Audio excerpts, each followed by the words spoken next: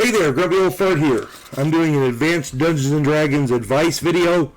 I'm titling this one Loopholes. I've played 5th edition Dungeons & Dragons several times now, and to be honest, I have avoided running spellcasters because I knew it was a different game, and I wanted the more experienced 5e players to take the more complex characters. I stuck with fighter types and thieves because they are very basic, and for the record, in 5e, thieves are called rogues.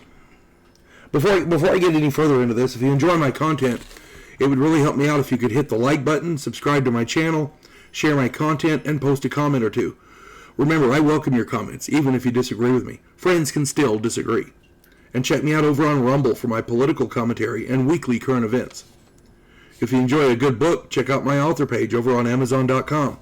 My pen name is H.L. Anderson. You can find all of my books there, including the one pictured here, Outlaw Trails. It is a tabletop role-playing game based in the Old West.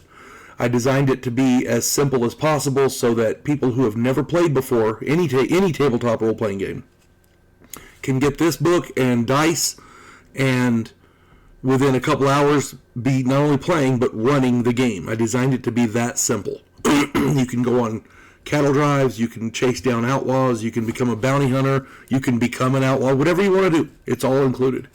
So yeah, if you enjoy the Old West, there you go. Alright, Loopholes. One of the first characters I ran in 5e was an assassin. It took me one game session paying attention and asking questions to realize the crux of that class. With surprise and a solid hit, my 10th level assassin could do upward of 100 points of damage with one arrow. If I happened to roll a critical strike, then according to their rules, I could do 150 points of damage or more. The game master was not happy about it, but it was legal according to their rules, and he had a crap ton of bonuses. My character had a crap ton of bonuses. Bear in mind that the character had literally no other function. He's crap in melee combat. He has no magical skills. He cannot heal others in any way. The character had one purpose: kill things from hiding.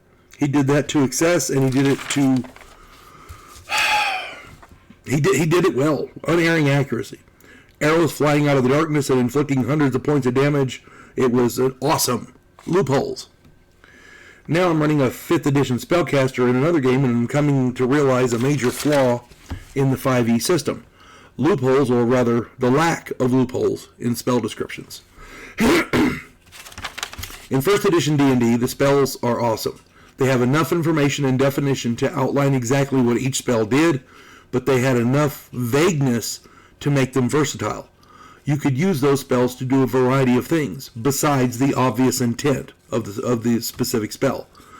The definition of magic missile, for example, allowed them to be precast. Check out my video on precast spells. And the same with shocking grasp. And there's others. You could use walls of stone to squash your opponents by making them at a 30-degree angle over the enemy and adding the extra weight to the very end of it so it kind of acts like a big hammer. You could shape the wall how you wanted. You could put the weight of the wall wherever you wanted. You could cast stone skin on yourself, and you were protected with it until it was used. It lasted until it was used.